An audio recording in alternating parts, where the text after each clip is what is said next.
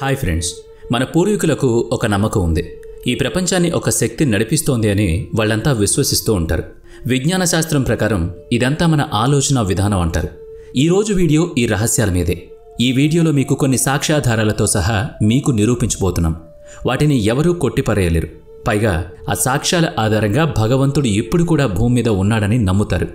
ఇప్పుడు చెప్పబోయేది ఒక్క ఆధారం కాదు, 20 అలాంటి సాక్ష్యాలను మీ ముందు పెడతాం. వాటిని చూసి మీరే ఆశ్చర్యపోతారు. మీరు కూడా భగవంతుడు ఉన్నాడని విశ్వసిస్తారు. దేవుడు ఉన్నాడనడానికి సజీవ సాక్ష్యాలివి. మొదటిది రావణుడి మహల్. భగవంతుడు ఉండడానికి రావణుడి మహల్ ఒక సజీవ సాక్ష్యమని చెప్పాలి. అది ఇప్పటికీ శ్రీలంకలో ఉంది. ఆ మహల్ను హనుమంతుడు పూర్తిగా అగ్నికి ఆహుతి చేశాడు. ఆ కారణంగా ఈ మహల్ అంతా నల్లగా మారిపోయింది. రావణుడి మహల్కి సంబంధించిన అవశేషాలు ఇప్పటికీ శ్రీలంకలో అనేక ప్రాంతాల్లో కనిపిస్తాయి. రావణుడు ఉన్నాడనేది నిజమైతే రాముడు కూడా ఇక్కడికి మానవ రూపంలో వచ్చినట్టే కదా. రెండవది రాముడు ఉన్నాడనడానికి సాక్ష్యం. రాముడు ఉన్నాడనడానికి సాక్ష్యం వాల్మీకి రాసిన రామాయణం. ఈ రామాయణంలో శ్రీరాముడు జీవితానికి సంబంధించిన పూర్తి కథ ఉంది. శ్రీరాముడు ఉన్నాడనడానికి మరో సాక్ష్యం రామచరిత మానస్. ఇందులో రాముడు భూమి మీద వెలిశాడనే వాస్తవాలు క్లియర్ కట్గా మనకి కనిపిస్తాయి. మూడవది నీళ్లల్లో తేలే రాళ్లు. దేవుడైన రాముడు ఉన్నాడనడానికి మరో సాక్ష్యం నీళ్లల్లో తేలియాడే రాళ్లు. ఉత్తరప్రదేశ్లోని మైల్పూరిలో ఈ రాళ్లు నదిలో తేలుతూ కనిపించాయి. ఈ రాళ్ల మీద శ్రీరాముడి పేరు రాసుంది. ఈ రాళ్లు ఎప్పటికీ నీళ్ల మీద తేలుతూ ఉంటాయి. ఈ రాయి దాదాపు 5 కిలోల 700 గ్రాముల బరువు ఉంటుంది. నాలుగవది రామ్ సేతు. ఈ రోజుకి రామ్ సేతు అవశేషాలు దక్షిణ భారతదేశం మొదలుకొని శ్రీలంక వరకు సముద్ర మధ్యలో రాళ్ల రూపంలో మనకి కనిపిస్తాయి. ఈ వంతెనను త్రేతాయుగంలో శ్రీరాముడు వానరుల సాయంతో నిర్మించాడు. ఈ వంతెన మీద నడిచే శ్రీరాముడు వానరసేనతో లంకకు చేరాడు. ఇది దేవుడు ఉన్నాడనడానికి అతిపెద్ద 4వ సాక్ష్యం. ఈ రామసేతును కొద్దిమంది ప్రేమికులకు గుర్తుగా చెప్పుకుంటారు. 30 కిలోమీటర్ల సముద్ర మార్గంలో ఈ వంతెన నిర్మించి సీతాదేవిని తిరిగి తీసుకొచ్చేందుకు శ్రీరాముడు ఈ దారి గుండా వెళ్ళాడు. 5వది అశోక వాటిక. రాముడు ఉన్నాడు అనడానికి 5వ అతిపెద్ద సాక్ష్యం ఇది. రావణాసురుడు సీతాదేవిని అపహరించాక అశోక వాటికలో ఉంచాడు. రావణుడు సీతాదేవిని అపహరించాక ఒక గుహలో ఉంచాడు. అదే ఈ స్థలం. మీకు ఈ వీడియోలో కనిపిస్తున్న ప్రదేశం అది. రావణాసురుడి పుష్పక విమానం నిలిచిన స్థలం, సీతాదేవికి సంబంధించిన స్థలం. ఈ స్థలం పేరు గురుల్పోట. ఇప్పుడు భక్తులు సీతా గుహ అని కూడా పిలుస్తున్నారు. ఏలియ పర్వతాల మీద సీతాదేవికి ఒక మందిరం కూడా నిర్మించడం జరిగింది. సీతాదేవిని ఉంచాడనడానికి ఇదే సాక్ష్యం. ఈ మందిరంలో దేవిని దర్శించుకోవడానికి భక్తులు చాలా దూరం నుంచి వస్తూ ఉంటారు. 6వది బ్రహ్మాస్త్రం. బ్రహ్మచేత తయారు చేయబడిన ఈ ఆయుధం బ్రహ్మాస్త్రంగా పిలువబడుతుంది. రామాయణ, మహాభారతం లాంటి గ్రంథాల్లో కనిపిస్తుంది. బ్రహ్మదేవుడు ఈ బ్రహ్మాస్త్రాన్ని ఈ విశ్వాన్ని కాపాడడం కోసం తయారు చేశాడు. దాని శక్తి ఈనాటి అణుబాంబు అంత శక్తితో సమానం. 7వది శ్రీకృష్ణుడు ఉన్నాడు అనడానికి సాక్ష్యం. కృష్ణుడు ఉన్నాడనడానికి మహాభారతమే అతిపెద్ద సాక్ష్యం. వేదవ్యాసుడు రాసిన గ్రంథం ఇదే. వ్యాసుడు మహాభారత కాలంలో అన్ని సంఘటనల గురించి వివరంగా ఇందులో రచించాడు. ఇందులో శ్రీకృష్ణుడు పాండవులకు మద్దతుగా నిలిచాడు. ఇందులో కూడా అనేక సాక్ష్యాలు మనకి లభిస్తాయి. 8వది పూరి జగన్నాథ ఆలయం. దేవుడు ఉన్నాడు అనడానికి అతిపెద్ద సాక్ష్యం ఇది. ఈ మందిరం పైన పక్షులు వాలవు, ఆలయం పైన ఏ పక్షులు ఎగరవు. అందుకే ప్రభుత్వం కూడా ఈ ప్రాంతాన్ని నో ఫ్లయింగ్ జోన్గా పెట్టారు. దీనికి తోడు ఈ ఆలయం పైన ధ్వజస్తంభానికి ఉన్న జెండా గాలికి వ్యతిరేక దిశలో ఎగురుతూ ఉంటుంది. ఈ ప్రత్యేకతే జగన్నాథుడు ఉన్నాడనేందుకు సజీవ సాక్ష్యంగా కనిపిస్తోంది. 9వది ద్వారకా నగరం.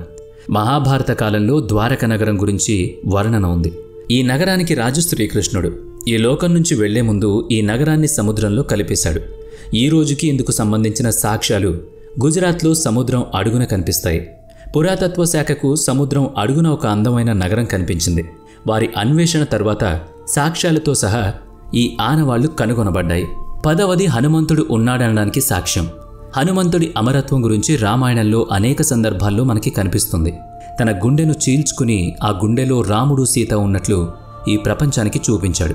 అప్పుడే సీతాదేవి హనుమంతుడికి అమరత్వం పొందుతావనే వరమిచ్చింది. అందుకే ఈ రోజుకి భూమి మీద హనుమంతుడు తిరుగుతూ ఉంటాడని భక్తులు నమ్ముతూ ఉంటారు. అనేక మంది హనుమంతుడిని దర్శనం కూడా చేసుకున్నారు. 11వది లేపాక్షి పాదచిహ్నం. హనుమంతుడు ఉన్నాడనేందుకు లేపాక్షి మందిరం కూడా ఒక సజీవ సాక్ష్యం. ఆంధ్రప్రదేశ్లోని అనంతపురం జిల్లాలో ఉంది. జటాయువు ప్రాణాలతో కొట్టుమిట్టాడుతున్నప్పుడు శ్రీరాముడితో పాటు హనుమంతుడు కూడా అక్కడికి చేరుకుంటారని చెప్తారు. జటాయువును కలిశారని నమ్ముతారు. 12వది హనుమంతుడి పాద చిహ్నాలు. దేశంలోని అనేక ప్రాంతాల్లో కనిపించాయి. ఇవన్నీ హనుమంతుడు భూమి మీద ఉన్నాడు అనడానికి ఆధారాలుగా కనిపిస్తున్నాయి. ఇలాంటి ఒక పాదముద్ర శ్రీలంకలోనూ కనిపిస్తుంది. 13వది హనుమాన గడి. రావణాసురుడు సీతను అపహరించుకుని వెళ్ళిపోయాక సీత కోసం రాముడు వెతుక్కుంటూ ఈ ప్రాంతానికే వచ్చాడని చెబుతారు. అక్కడే శ్రీరాముడు హనుమంతుణ్ణి కలుస్తాడు. హనుమంతుడు ఈ ప్రాంతంలో కూర్చునే శ్రీరాముడి కోసం ధ్యానం చేసేవాడు.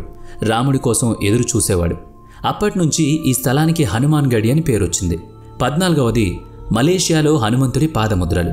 మలేషియాలో పెనాంగ్ అనే ఆలయం ఉంది. అందులో హనుమంతుడి పాదముద్ర ఉంది. ఇదిగో ఈ వీడియోలో మీకు ఆ పాదముద్ర స్పష్టంగా కనిపిస్తుంది కదా.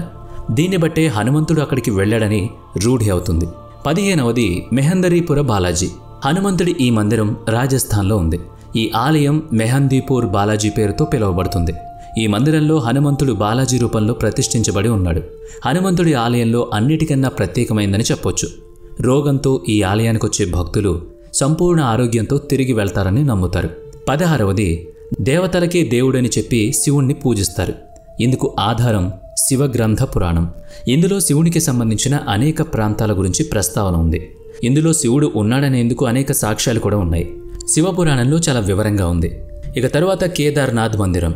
2013 జూన్ 16న కేదార్నాథ్కు వచ్చిన వరదల తర్వాత ఆ ప్రాంతం చాలామందికి సుపరిచితం. ఆ రోజు మందాకిని నది భయంకరంగా ప్రవహించింది. అడ్డొచ్చిన వాటన్నిటినీ ఈడ్చుకుంటూ లాక్కెళ్ళిపోయింది.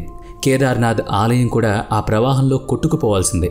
అయితే అప్పుడే ఒక ఆశ్చర్యకర సంఘటన జరిగింది. కేదార్నాథ్ ఆలయం ముందు ఒక శిల ఏర్పడింది. ఆ తర్వాత ఈ శిల నీటిని 2 భాగాలుగా చేసింది. ఆలయాన్ని రక్షించింది. అంత వరదల్లోనూ ఆలయం క్షేమంగా ఉండడం ఆశ్చర్యకరమే. ఇది శివుడు ఉన్నాడనేందుకు గొప్ప సాక్ష్యం. అమర్నాథ్ శివలింగం కూడా ప్రఖ్యాతిగాంచిన స్థలం. ఈ అద్భుతమైన తీర్థ స్థలం జమ్మూ కాశ్మీర్ రాజధాని శ్రీనగర్కి 100 కిలోమీటర్ల దూరంలో ఉంది. ఇక్కడ అమర్నాథ్ శివలింగం ప్రత్యేకత ఏంటంటే ఇక్కడ మంచు శివలింగం సహజంగా తయారవుతుంది. దాన్ని ఎవ్వరూ తయారు చేయరు. భక్తులకు దర్శనమిచ్చాక దానంతటా అదే ఆ విగ్రహం కరిగిపోతుంది. వైజ్ఞానిక శాస్త్రవేత్తలు కూడా ఇప్పటి వరకు ఈ రహస్యాన్ని ఛేదించలేకపోయారు. 17వది కైలాస పర్వతం.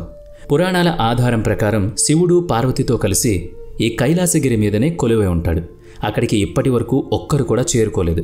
అక్కడికి చేరుకున్న వాళ్ళు తిరిగి రాలేదు. అక్కడే అంతర్ధానమైపోయారు. 18వది కాలభైరవ మందిరం. కాలభైరవ మందిరం ఉజ్జయినిలో ఉంది. ఈ మందిరం చాలా ప్రాచుర్యం పొందింది. ఈ రోజుకి ఈ మందిరంలో దేవుడికి మదిరాపాన్ని ప్రసాదం రూపంలో సమర్పిస్తారు. ఈ ఆలయం యొక్క రహస్యం ఛేదించేందుకు ఆలయానికి 4 వైపులా తవ్వకాలు చేపట్టారు బ్రిటిష్ వాళ్ళు.